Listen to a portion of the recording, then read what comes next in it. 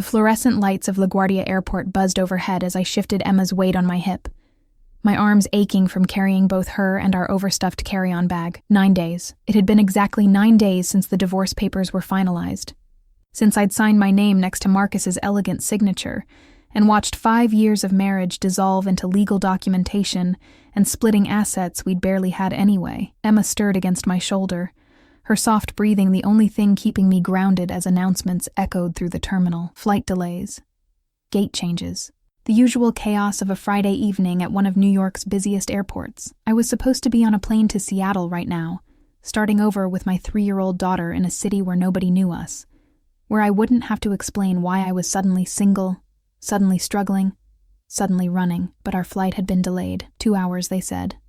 Maybe 3. I'd found a relatively quiet corner near Gate 23, far from the main thoroughfare, and settled Emma into one of the uncomfortable plastic chairs. She'd fallen asleep almost immediately, exhausted from the emotional upheaval of the past week. At 3 years old, she didn't fully understand why Daddy wasn't living with us anymore, why we were leaving the only home she'd ever known. I brushed a strand of dark hair from her face, her features so peaceful in sleep. She had my eyes, everyone said, hazel with flecks of gold that seemed to shift in different lighting. But her hair, that rich chocolate brown with natural waves, that definitely came from her father. Except Marcus had blonde hair, straight, Nordic blonde that he kept meticulously styled. It was one of those things I'd never questioned too deeply, genetics being unpredictable as they were. My grandmother had dark hair. I'd convinced myself that's where Emma got it from, but deep down, in a place I refused to acknowledge even to myself, I knew the truth. I'd known it the moment I'd first seen Emma's face in the delivery room, seen those features that were unmistakably not Marcus's. I'd known it during every argument when Marcus had looked at Emma with that distance in his eyes, that subtle rejection he'd never quite been able to hide. The divorce had been his idea, finally, after 3 years of pretending, of me desperately trying to make our family work, while he grew more distant, more cold. He'd simply said he wanted out. No dramatic confrontation about Emma's parentage. No accusations. Just a quiet, devastating dissolution of everything I'd tried to build. I checked my phone. 7:43 p.m. Still an hour before boarding. Assuming the delay didn't get worse. I was exhausted. Physically, emotionally, spiritually drained. The past 9 days had been a blur of packing, legal appointments, uncomfortable conversations with family and friends who didn't understand why I was leaving New York entirely. Starting over somewhere new with no job prospects, and a toddler wasn't exactly a sound financial decision, they'd said. But they didn't understand that I needed to disappear, needed to get away from the memories, the shame, the constant reminder of my failures. I stood, stretching my back, and decided to get coffee. The small cafe near our gate was overpriced, but I needed the caffeine. I glanced at Emma, still deeply asleep, then at the woman in the next seat, an elderly lady reading a romance novel with a pleasant face. "Excuse me," I said softly. "I'm just going right there to the coffee counter. Could you possibly keep an eye on my daughter for just a moment? I'll be in your line of sight the whole time." She looked up, taking in Emma's sleeping form, and smiled warmly. "Of course, dear. Take your time. She's precious. Thank you so much." I made my way to the cafe, joining the short line. 5 people ahead of me. I kept my eyes on Emma, visible through the cafe's glass partition. The elderly woman had returned to her book. Everything was fine. Everything was under control. Then I felt it, that prickling sensation at the back of my neck that comes from being watched. I turned slightly, scanning the terminal with what I hoped was casual interest, and that's when I saw him. He stood near a column about 30 feet away, partially obscured, but unmistakable. Tall, easily 6 feet 2 or 3, with broad shoulders beneath an impeccably tailored charcoal suit. Dark hair, slightly longer than conventional, brushed back from a face that could have been carved from marble. Sharp cheekbones, a strong jaw, and eyes that even from this distance I knew were a startling shade of blue-gray. Alessandro Dante. My heart stopped, actually stopped, then restarted with a painful lurch that left me breathless. It couldn't be. Not here. Not now. Not after 3.5 years of successfully avoiding any possibility of running into him. I'd been so careful, orchestrating my life to ensure our paths would never cross. And here he was, in this airport, at this gate, looking directly at me with an intensity that made my knees weak. He hadn't changed. If anything, he'd become more devastatingly attractive. The kind of dangerous beautiful that made smart women lose all sense. His presence commanded the space around him. Other travelers instinctively gave him a wide berth, though they probably couldn't articulate why. It was the aura of power, of barely contained danger that surrounded him like a force field. 2 men flanked him at a respectful distance. Security, I realized, or bodyguards. Both wore dark suits. Both had the same alert, assessing gaze that marked them as professionals. Alessandro Dante never went anywhere without protection. That's what happened when you ran one of the most powerful organized crime families on the East Coast. I turned away quickly, my hands shaking as I fumbled with my wallet. This couldn't be happening. Of all the airports, all the gates, all the flights, what were the odds? I wanted to run, to grab Emma and disappear into the crowd, but I was trapped in this line, trapped in this moment. And when I risked another glance in his direction, he was moving toward me. His stride was unhurried, but purposeful, predatory. People moved out of his way without even realizing they were doing it. My mind raced, calculating possibilities. Maybe he hadn't recognized me. 3.5 years had passed. I'd changed my hair, lost weight from stress and single motherhood. Maybe he'd simply been looking in my direction by coincidence. But as he drew closer, I saw the recognition in his eyes. Recognition and something else. Something that made my pulse race for entirely different reasons. Olivia. My name on his lips after all this time sent a shiver down my spine. His voice was exactly as I remembered it. Deep, slightly rough, with the faintest hint of an Italian accent that became more pronounced when he was angry or aroused. I shouldn't know that. Shouldn't remember it with such clarity, but apparently, my body had better recall than I'd given it credit for. Alessandro. I managed to keep my voice steady, neutral. This is unexpected. Indeed. His eyes swept over me, assessing. Not in a crude way, but thoroughly. Cataloging changes, noting details. You look well, thank you. You too. Small talk. We were making small talk as if we were old acquaintances instead of what we really were. As if we hadn't spent one impossible night together 3.5 years ago that had changed everything. Traveling? He glanced at my carry-on bag. Seattle. Fresh start. I wasn't sure why I told him the truth. Maybe because lying to Alessandro Dante had always felt pointless. He had a way of seeing through deception. Running. He corrected, his tone mild but his eyes sharp. From what? Life. Bad choices. The past. I met his gaze directly, refusing to be intimidated. The usual reasons people start over. Something flickered in his expression. Almost like respect. Alone? The question hung in the air between us. It was innocent enough on the surface, but I heard the weight beneath it. The real question he was asking. Before I could answer. Before I could decide how to navigate this conversation. Emma's voice cut through the terminal noise. Mommy! I turned to see her sitting up in the chair, rubbing her eyes, looking around with the disorientation of a child waking in an unfamiliar place. The elderly woman was trying to soothe her.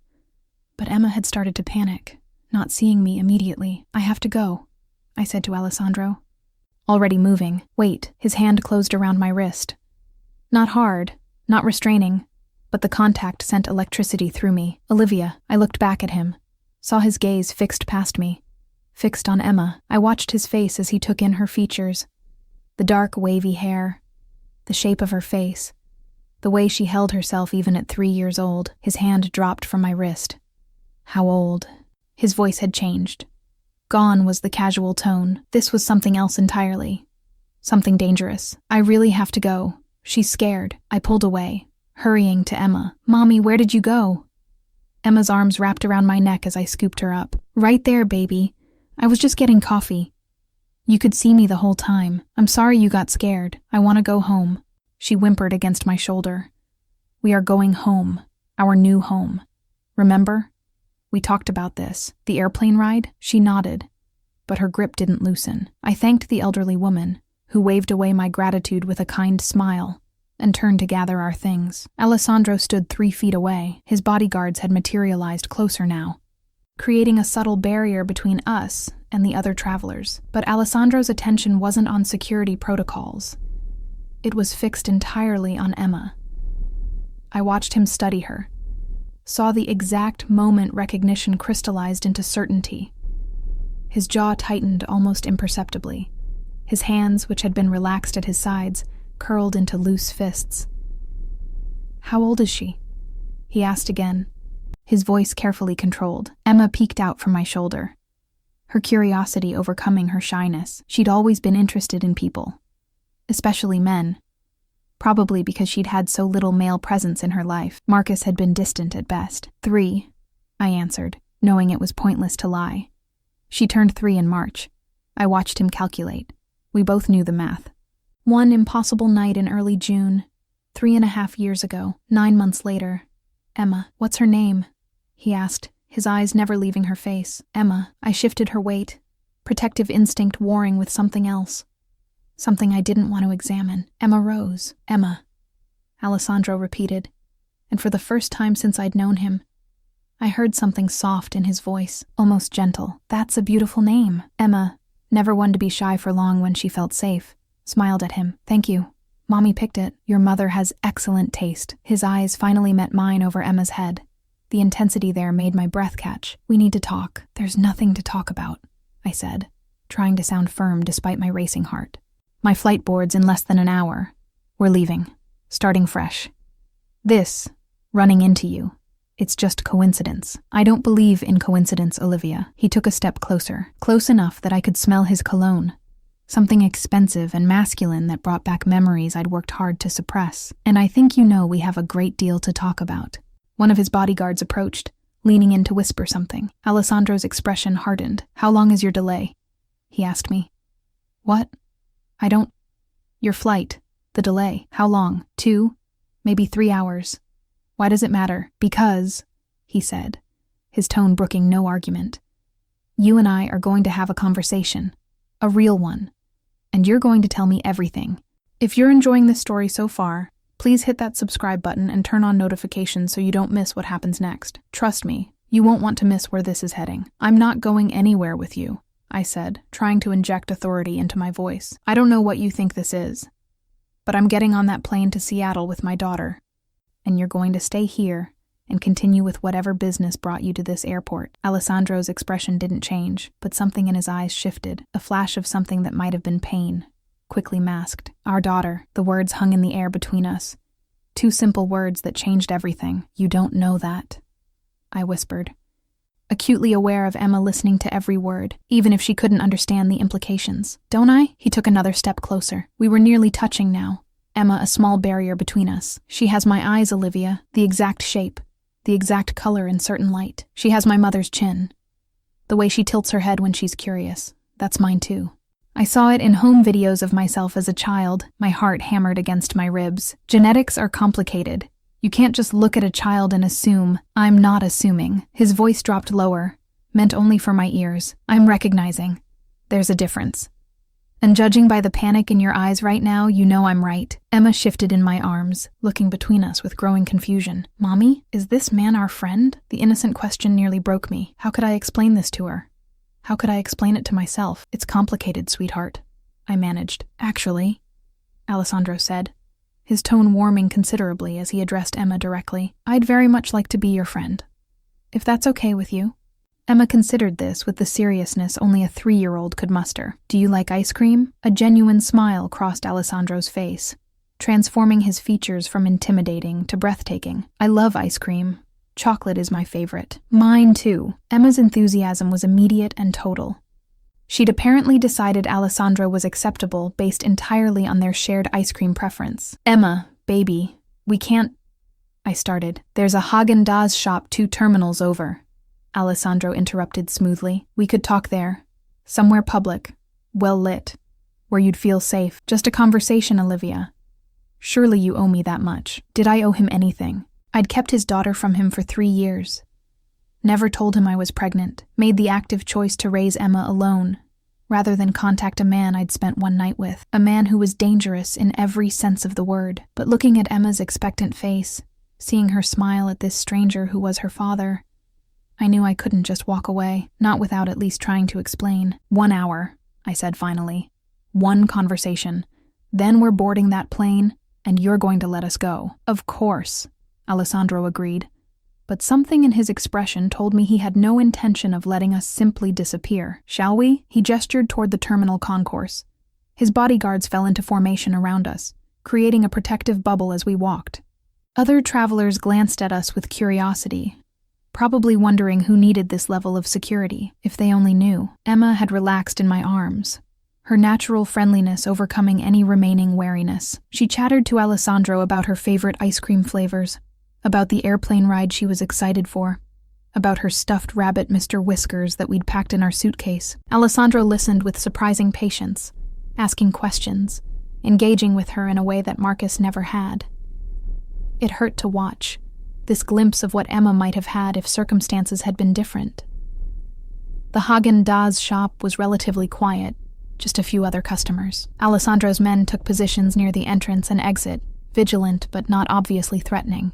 We settled into a booth in the back corner, Emma between us. A server appeared almost immediately, probably responding to Alessandro's commanding presence.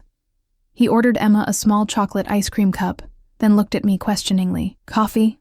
I said. "Just black coffee. Espresso," Alessandro added.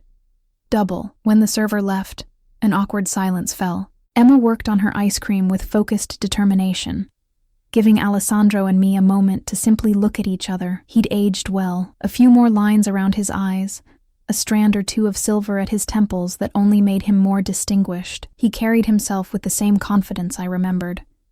But there was something new in his expression, a wariness, perhaps.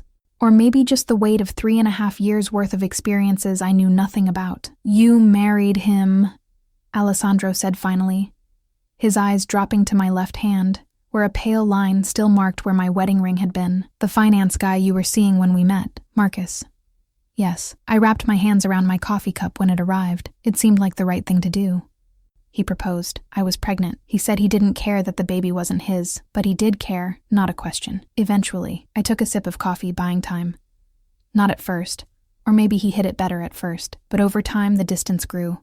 The resentment. We divorced 9 days ago." Alessandro's jaw tightened. "Because of Emma.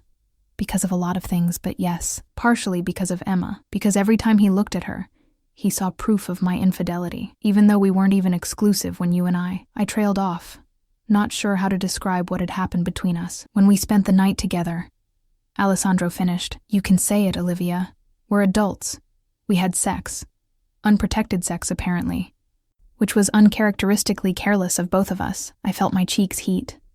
Emma was absorbed in her ice cream, but still, "Could we not discuss this in detail right now?" "Fine. Then explain to me why you never told me, why you let me believe for 3.5 years that night meant nothing, that it was just a random encounter, and we'd both move on." The hurt in his voice surprised me. I'd thought Alessandro Dante, powerful crime lord, wouldn't care about one woman he'd spent a single night with, but the way he looked at me now suggested I'd been wrong about that. "Because you're you," I said quietly. "Because I knew who you were, what you were." Marcus was safe, predictable, boring even. You were dangerous, are dangerous. I couldn't bring a child into your world, Alessandro. Surely you understand that. "My world," he repeated, his tone bitter. "You mean my family business. I mean the fact that you run a criminal organization, that people want you dead, that you can't go anywhere without armed guards, that any child of yours would be a target." I glanced at Emma, lowering my voice further. I wanted better for her, and how did that work out? Alessandro's eyes flashed. "You're divorced, running away to Seattle with no job and no support system, if I had to guess. You look exhausted, scared. Tell me how keeping my daughter from me gave her a better life." His words stung because they were true. I'd made choices I thought were right, and they'd blown up in my face. Emma and I were worse off now than we might have been if I'd told Alessandro the truth from the beginning. "I did what I thought was best," I said defensively. "I was trying to protect her. From me." The pain in those 2 words was unmistakable. "You thought you needed to protect our daughter from her own father. Can you honestly tell me I was wrong?" I challenged. "Look at right now.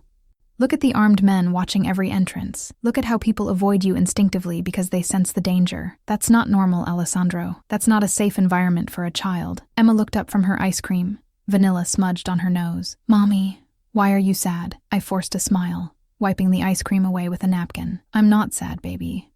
Just tired."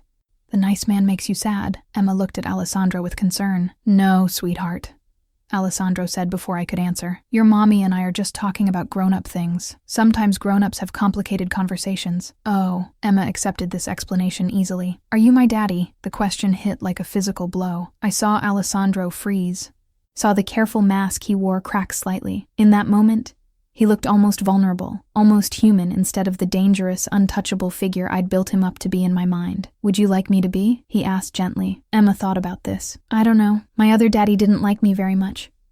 He was always mad when I was loud or wanted to play. Are you like that?" My heart broke at her matter-of-fact description of Marcus's rejection.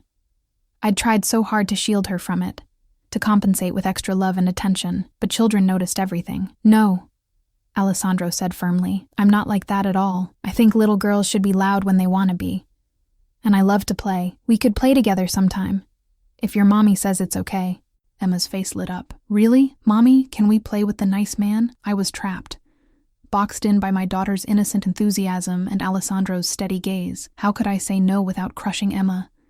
But how could I say yes and invite this man into our lives, with all the complications that would bring? "We'll see," I hedged. The eternal parent response when you needed time to think. "We'll see means no," Emma said sadly, with the wisdom of a child who'd heard that phrase too many times. "Not this time," Alessandro interjected. "This time it means your mommy and I need to talk more.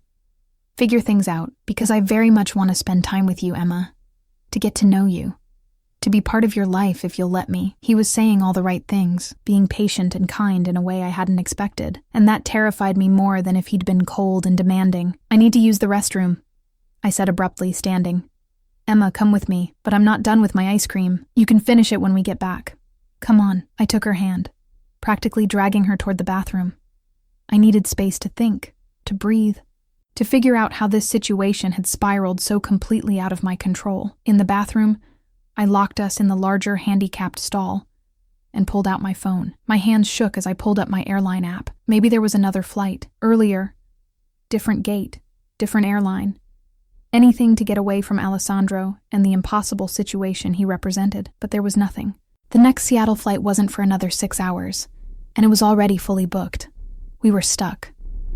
"Mommy, you're breathing funny," Emma said, looking at me with concern. She was right. I was hyperventilating. I sat on the closed toilet lid, putting my head between my knees, trying to calm down. "I'm okay, baby. Just a little dizzy. Should we ask the nice man for help?" "He seems good at helping, out of the mouths of babes." Was that what Alessandro represented? Help? Or was he the greatest danger we'd ever faced? My phone buzzed. A text from an unknown number. "I'm not going to hurt you or Emma. I just want to talk, to understand. You owe me that much. Please come back." How had he gotten my number? But I knew the answer. Alessandro Dante could get anything he wanted.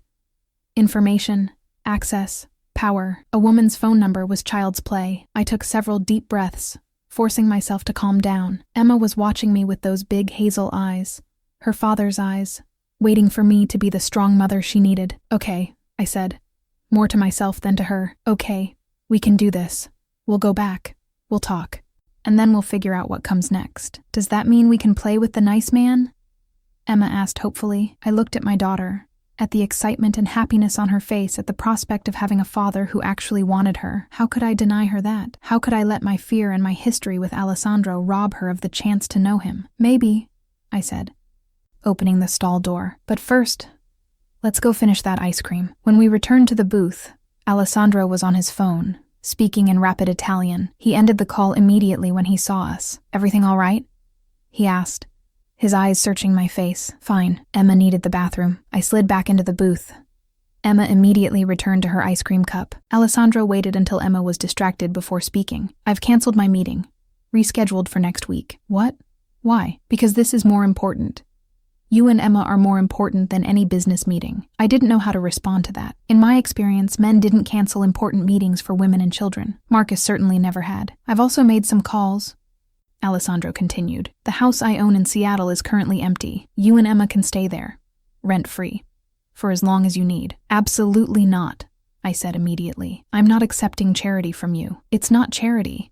It's me taking care of my daughter, ensuring she has a safe, comfortable place to live while you get settled in a new city." His tone was reasonable, but I heard the steel beneath it. "Unless you've already arranged housing." I hadn't. I'd planned to stay in a cheap hotel for a few weeks while I looked for an apartment and a job. It was far from ideal, but it was all I could afford. "That's what I thought," Alessandro said, reading my silence correctly. "So you'll stay in the house. There's a good school nearby for Emma. The neighborhood is safe. And before you argue, Know that I'm offering this, whether you want a relationship with me or not. Emma deserves stability. I can provide that. And what do you get out of this? I asked suspiciously. What are the strings attached? No strings. Just the opportunity to be part of my daughter's life. To get to know her. To be her father, if she'll have me. He glanced at Emma, who was working on the last of her ice cream. I've missed 3 years, Olivia. 3 years of smiles and first words and learning to walk.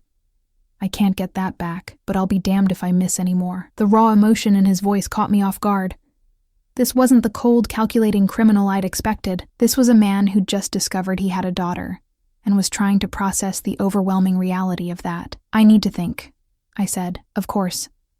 Think on the plane. Think when you land. Think for days if you need to. The offer stands regardless. He pulled a business card from his wallet, writing something on the back before sliding it across the table. My personal number. Call any time, day or night. I mean that, Olivia. Whether you need help, want to talk, or just want to tell me to stay away, I'll answer. I took the card, staring at the numbers written in elegant script. This was really happening.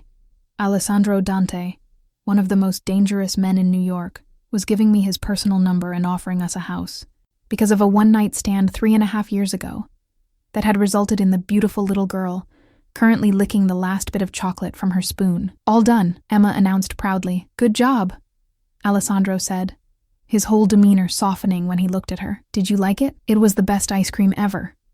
Emma beamed at him. Thank you, nice man. You can call me Aleandro if you want, or Alex, whichever you prefer. Emma tried out both names, her little voice stumbling over the syllables of Aleandro. Alex is easier, she decided. Can I call you Alex? I would love that. The smile on his face was genuine, reaching his eyes in a way I'd rarely seen. I checked my phone. We need to get back to our gate. Boarding starts in 20 minutes. Aleandro nodded, standing and signaling to his men. They immediately began creating a path for us through the terminal. Other travelers parted like water, probably not even consciously aware they were doing it. We walked back to gate 23 in relative silence. Emma held my hand, but kept turning to smile at Aleandro, clearly charmed by him. He smiled back every time, patient and attentive in a way that made my chest ache. At the gate, they'd already started pre-boarding, families with small children, which meant us. This is it then, I said, adjusting Emma on my hip. For now. Aleandro looked at Emma, then back at me. You have my number. Use it, please. He reached out slowly, giving me time to pull away if I wanted, and cupped Emma's cheek with his hand. She leaned into the touch automatically, trustingly. Bye-bye, Alex, she said. Will I see you again? I hope so, he replied. I very much hope so. Then, before I could process what was happening, he leaned in and pressed a kiss to Emma's forehead. Gentle, reverent, a father saying goodbye to his daughter for the first time. When he pulled back, I saw the sheen of moisture in his eyes. Aleandro Dante, crime lord, powerful and dangerous, was fighting tears over a little girl he'd only just met. Goodbye, Olivia, he said quietly. Have a safe flight. I nodded, not trusting my voice, and turned toward the gate. The attendant scanned our boarding passes and we entered the jetway. I looked back once. Aleandro still stood there, watching us go, his expression unreadable even from a distance. On the plane, I settled Emma by the window and buckled her in. She pressed her face to the glass, trying to see the terminal. Mommy, she said as I buckled my own seatbelt. Yes, baby? I liked Alex. He was nice. Not like Daddy Marcus. I know, sweetheart. Is Alex really my daddy? My real daddy? The question I'd been dreading. I couldn't lie to her. Not about this. Yes, I said softly. He is. Then why doesn't he live with us? Because grown-up things are complicated, Emma. Alex and I didn't know each other very well. We were together for one night, and then we went our separate ways. I didn't tell him about you.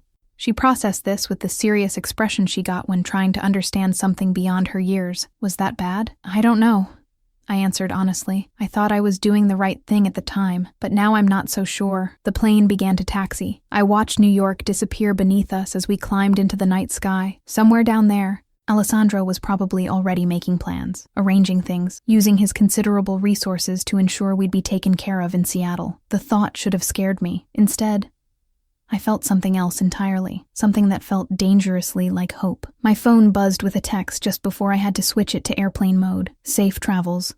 The house key will be waiting for you at the airport in Seattle. Black SUV, driver will have a sign with your name. Trust him, trust me. I've got you both now. A. I stared at the message for a long moment before typing a response. Thank you. I'll call when we land. His reply was immediate. I'll be waiting. I switched my phone to airplane mode and closed my eyes. Emma already drowsy against my shoulder. We were hurtling through the sky toward an uncertain future, but for the first time since my divorce, since discovering I was pregnant all those years ago, I didn't feel alone. Alessandro Dante knew about his daughter, and somehow, impossibly, that changed everything. The Seattle rain greeted us like a cold slap of reality as we deplaned just after midnight. Emma was cranky and exhausted, crying about her ears hurting from the pressure changes, wanting her bed, wanting to go home. I carried her through the terminal, our luggage trailing behind me on a cart that had a wobbly wheel. Everything hurt. My arms, my back, my head.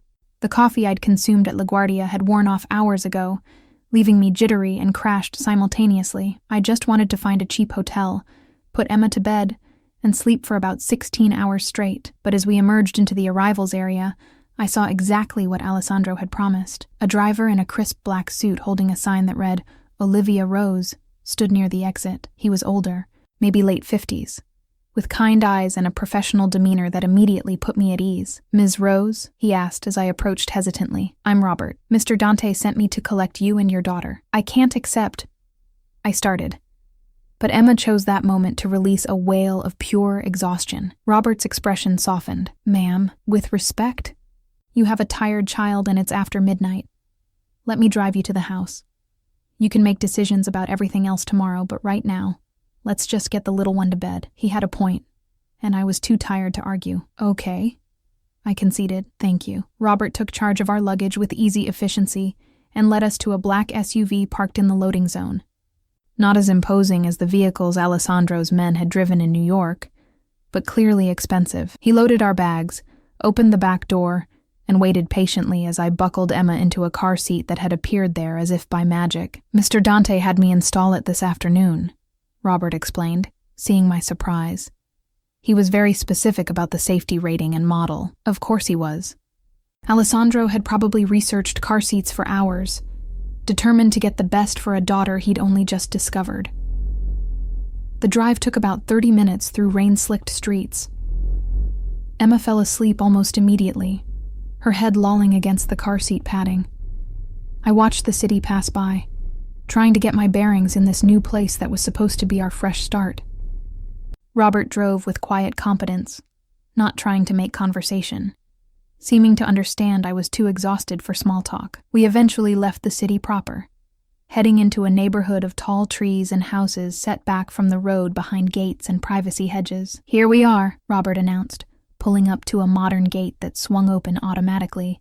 The house beyond made me catch my breath. It wasn't a mansion like I'd half expected. It was something better, a craftsman-style home with warm lighting spilling from the windows, a wraparound porch, a yard that even in the dark I could see was beautifully landscaped.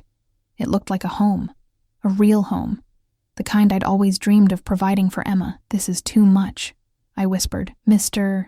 Dante was quite insistent, Robert said, parking in the circular driveway. He wanted you and Emma to be comfortable. He helped me with our luggage while I unbuckled Emma and carried her toward the front door. The key was in the lockbox, just as Alessandro had promised. Inside, the house was even more perfect. Hardwood floors, comfortable furniture that managed to be both stylish and kid-friendly, a kitchen that opened into a living room with a fireplace. The master bedroom is upstairs, first door on the right, Robert informed me, setting our bags in the foyer. There's a child's room next to it that Mr. Dante had furnished this afternoon.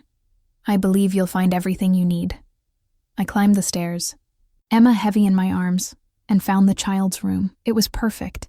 Soft purple walls, a toddler bed with safety rails, stuffed animals arranged on shelves, a toy box in the corner. It looked like it had been designed specifically for Emma, which was impossible since Alessandro had only known about her for a few hours. But there it was, proof that when Alessandro Dante decided to do something, he did it thoroughly. I tucked Emma into the bed, still in her travel clothes. I'd change her tomorrow.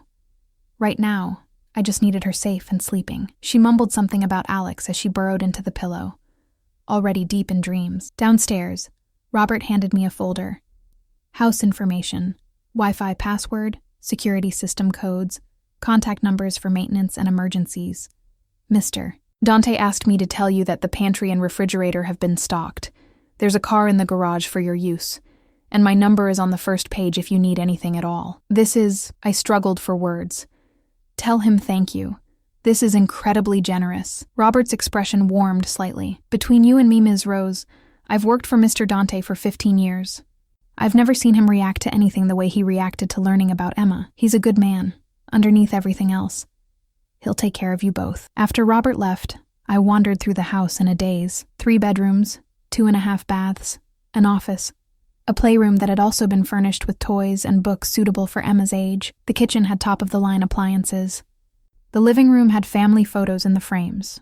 Stock photos, obviously, but giving the house a lived-in feeling. I found my phone and saw I'd missed several texts from Aleandro. Did you land safely? Robert should be there soon. I hope the house is acceptable. I had my people work quickly. If anything isn't right, let me know, and I'll have it fixed immediately. Please let me know when you arrive safely. I won't sleep until I know you and Emma are secure. I checked the time. 1:30 a.m. in Seattle meant 4:30 a.m. in New York, but he'd said to call any time. My fingers hovered over his number.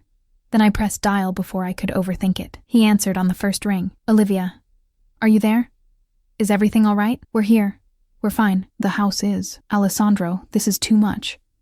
It's not nearly enough. His voice was rough, tired. He really hadn't slept. Is Emma settled? She's asleep. She mentioned you as she was falling asleep. Silence on the other end. Then, so quietly I almost didn't hear it. What did she say? Just your name. Well, Alex. She was asking if she'd see you again. She will. The certainty in his voice was absolute. I'll give you space to settle in. A few days, maybe a week. But Olivia, I meant what I said. I'm going to be part of her life, part of both your lives if you'll allow it. I don't know how that would even work. You're in New York. We're here. I have significant business interests in Seattle. It wouldn't be difficult to spend more time here. I could buy a place, something nearby, not next door, he added quickly, as if sensing my panic, but close enough to be present, to take Emma to the park, to school, to have dinner together, whatever you're comfortable with. This was happening too fast. 24 hours ago, I'd been divorced and planning to start over alone. Now I had Aleandro Dante offering to uproot his life to be near his daughter. Our daughter. I need time, I said, to process everything, to figure out what's best for Emma. Take all the time you need. I'm not going anywhere. He paused. The house. You really like it? It's perfect. Too perfect.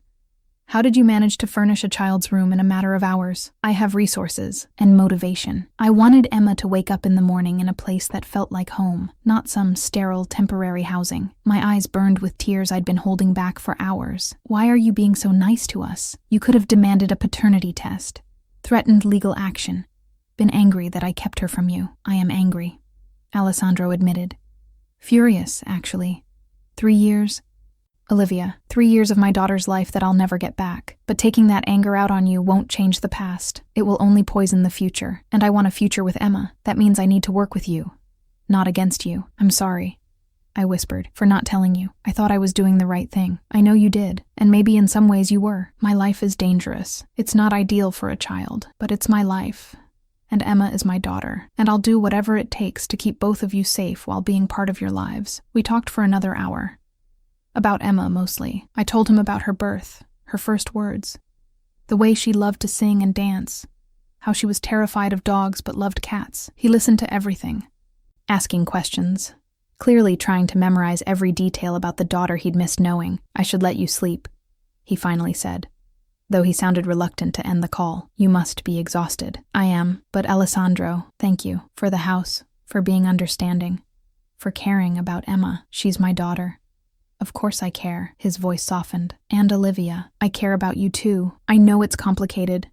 I know you're scared, but that night we spent together, it wasn't nothing to me.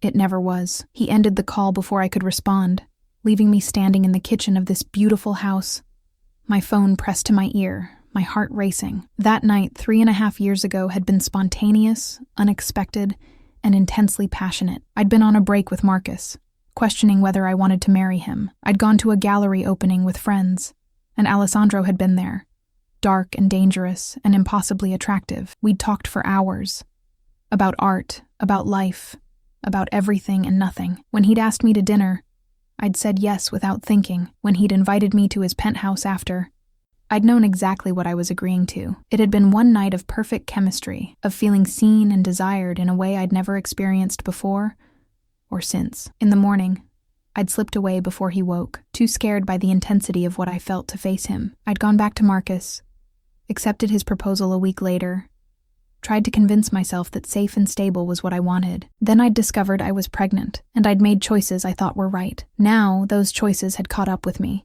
bringing Alessandro back into my life in the most unexpected way possible. I climbed the stairs, checked on Emma one more time, then fell into the master bed still fully clothed. Sleep claimed me immediately, and I dreamed of blue-gray eyes and a smile that made me feel things I had no business feeling for a man like Alessandro Dante. The next week passed in a blur of settling in. Emma loved the house, especially the playroom and the big backyard. I enrolled her in a nearby preschool that came highly recommended. I started job hunting, though Alessandro had apparently arranged for a rather substantial sum to be deposited in my bank account, with a note that it was child support, backdated. We video called Alessandro every evening.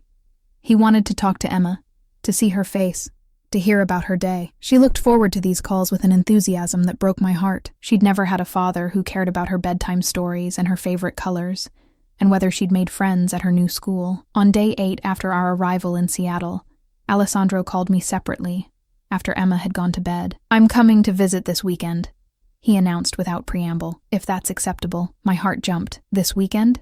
As in 3 days from now. "I can't wait any longer, Olivia. I need to see her in person, to spend time with her. Please." The plea in his voice undid me. How could I say no when he'd been so patient, so understanding, so genuinely trying to be a good father despite the circumstances? "Okay," I agreed. "But Alessandro, she's 3. She doesn't understand complicated adult situations. As far as she's concerned, you're just Alex, the nice man from the airport who likes chocolate ice cream. I understand. We'll take it slow. Let me take you both to lunch, maybe the zoo. Just time together. Building familiarity. All right. But I have a condition. Name it. You come alone. No bodyguards, no security detail. Just you. Emma needs to see you as a person, not an entourage." He was quiet for a long moment. "That's not safe, Olivia. People know who I am, what I am. In New York, maybe. But you're not well known in Seattle. You said so yourself. Please, Alessandro. Just be a regular dad for a day. Can you do that? For Emma, I can do anything. If you've been enjoying this emotional journey, this is the perfect time to hit that subscribe button and like this video. The next part of Olivia and Alessandro's story is going to change everything, and you won't want to miss it. Saturday arrived bright and clear, Seattle cooperating with uncharacteristically sunny weather. Emma had been bouncing off the walls since I told her Alex was coming to visit. She'd changed her outfit 3 times, wanting to look super pretty for her friend. I'd been almost as bad, trying on and discarding half my wardrobe before settling on jeans and a simple green sweater that Emma said made my eyes look sparkly. I told myself I wasn't dressing for Alessandro, that I just wanted to look put together, but I knew I was lying. The doorbell rang at exactly 11 a.m. Emma ran to answer it, and I followed more slowly, trying to calm my racing heart. Alessandro stood on the porch in jeans and a leather jacket, looking impossibly handsome and surprisingly normal without his usual suit. He held a stuffed animal, a plush gray bunny almost as big as Emma. "Alex!" Emma squealed, launching herself at him. He caught her easily, his face transforming with a smile of pure joy. "Hello!" "Piccola, I brought you something." "A bunny." Emma took the toy with reverence. "He's so soft. What's his name?" "That's for you to decide. He's yours. Mr. Whiskers has a friend now." She hugged the bunny tight. "Thank you, Alex." Over Emma's head, Alessandro's eyes met mine. The intensity there made my breath catch. He looked at me like I was water, and he'd been wandering in the desert. "Hello, Olivia," he said softly. "Hi, you made it." "I told you I would." He set Emma down gently. "Are we ready for our adventure?" "Yes." Emma grabbed his hand with complete trust. "Mommy said we're going to the zoo. I've never been to a zoo before." Something painful crossed Alessandro's face. All the firsts he'd missed. But he recovered quickly, squeezing her hand. "Then we'd better make it special." We took my car, the sensible sedan that had been in the garage. Alessandro drove, claiming he knew Seattle well from business trips. Emma chattered the entire way, telling him about her new school, her new friends, Her teacher, Ms. Sarah, who had pretty sparkly shoes. At the zoo, Alessandro insisted on paying for everything despite my protests. Emma was transfixed by the elephants, the giraffes, the penguins. Alessandro lifted her onto his shoulder so she could see better, and the picture they made together, father and daughter, was so perfect it hurt to look at. Ice cream! Emma pointed to a vendor as we passed. You just had lunch, I protested. But Mommy, zoo ice cream is special ice cream. Alex said so, didn't you, Alex? Alessandro had the grace to look sheepish. I may have mentioned that zoo ice cream was particularly delicious. I tried to look stern. You're already spoiling her. That's what fathers do, isn't it? He said it lightly, but I heard the weight beneath the words. The claim he was making. We got ice cream. We saw the rest of the zoo. We took pictures.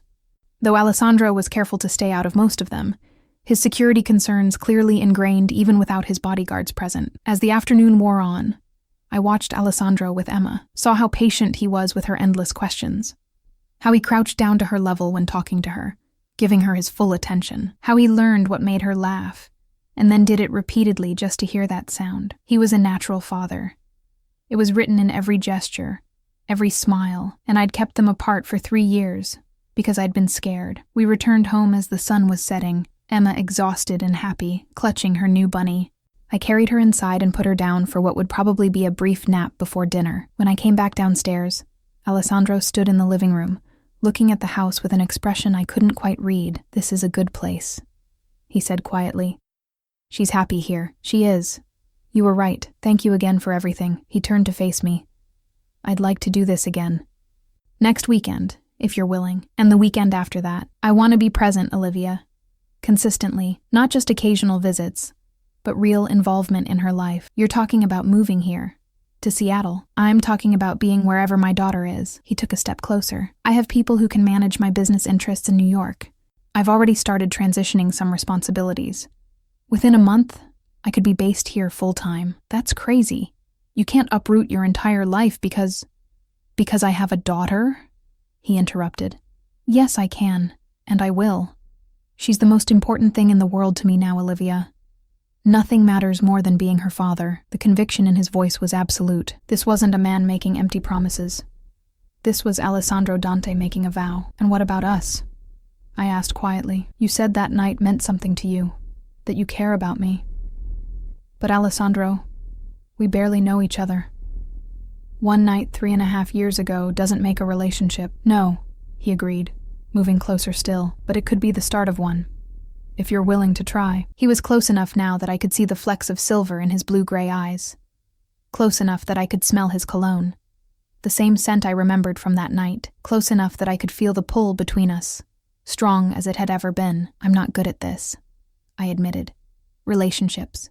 Trust. I married the wrong man for the wrong reasons and hurt everyone involved. We all make mistakes, Kara. What matters is what we do next. His hand came up to cup my cheek, his thumb brushing my skin gently. I'm not asking you to marry me tomorrow. I'm asking you to give us a chance, to see if what we felt that night could become something more. It's complicated. You're complicated. The best things usually are. He smiled slightly. I know what I am, Olivia. I know the life I lead isn't normal or safe or ideal for raising a family, but I'm not asking you to fully enter my world. I'm offering to build a new world here. Something separate, safer. For Emma. For you. You'd really do that? Give up New York? Your business? Everything you've built? I'd give up anything for her. For both of you. He leaned his forehead against mine. The gesture achingly intimate. I've spent my life acquiring power and wealth. None of it matters compared to this. To you and Emma. You're what I want, Olivia. What I choose. I should have pulled away. Should have maintained boundaries. But instead, I leaned into his touch, letting myself feel what I'd been suppressing for days, the attraction that had never really died, the connection that went beyond just physical desire. I'm scared, I whispered. So am I. His breath ghosted across my lips. Terrified, actually. Of failing you. Of failing Emma. Of not being enough. But I'm willing to try if you are. Later, I wouldn't be able to say who moved first. But suddenly we were kissing. Soft and sweet and full of possibility. Different from that night 3 years ago when everything had been rushed and desperate. This was gentle. Exploratory, a promise of what could be if we were brave enough to reach for it. When we finally pulled apart, both breathless, Alessandro rested his forehead against mine again. I should go, he said. though he made no move to leave. Before Emma wakes up, before I do something stupid like refuse to leave at all, probably wise. But I didn't step back either. Dinner tomorrow? All three of us? Okay, yes, that would be nice. He pressed one more kiss to my forehead, then forced himself to step away. I'll call later, to say goodnight to Emma. She'd like that. At the door, he paused. Olivia, that night 3.5 years ago. I've thought about it every day since. About you, I've never forgotten. Then he was gone, leaving me standing in the foyer, my fingers pressed to my lips, my heart full of hope and fear in equal measure. Emma woke up 20 minutes later, immediately asking where Alex had gone. When I told her he'd gone home but would be back tomorrow for dinner, she clapped her hands with delight. I like Alex. Mommy, he makes you smile. You don't smile enough anymore. Out of the mouths of babes. That night, after Emma's video call with Aleandro, where she showed him her entire toy collection and made him promise to bring more ice cream tomorrow, I lay in bed thinking about choices and consequences and second chances. 9 days after my divorce, I'd thought I was running away from my past. Instead, I'd run straight into my future, a future I'd never imagined, one that included a dangerous, complicated man who looked at his daughter like she hung the moon, and looked at me like I was the answer to questions he'd been asking his whole life. It wouldn't be easy. There would be complications. His world bleeding into ours despite his best efforts. There would be doubts and fears and moments when I questioned whether I was making another mistake. But watching Emma's joy when she talked to her father, seeing Alessandro's transformation when he was with us, I thought maybe, just maybe, this was the right choice after all. Sometimes the wrong number turned out to be exactly right. Sometimes a one-night stand became a lifetime.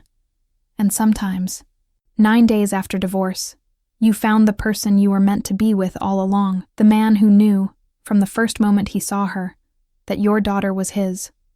The man who chose you both over everything else in his world. The man who was willing to build something new, something real, something that could last. Alessandro Dante was dangerous, yes. A mafia boss with enemies and secrets and a life most people would run from, but he was also Emma's father, and he was possibly, impossibly, the man I'd been waiting for without even knowing it. As I drifted off to sleep, my phone buzzed with a final text. Sweet dreams, Kara. Tomorrow can't come soon enough. I smiled in the darkness and typed back. Tomorrow. We'll figure it out together. Together.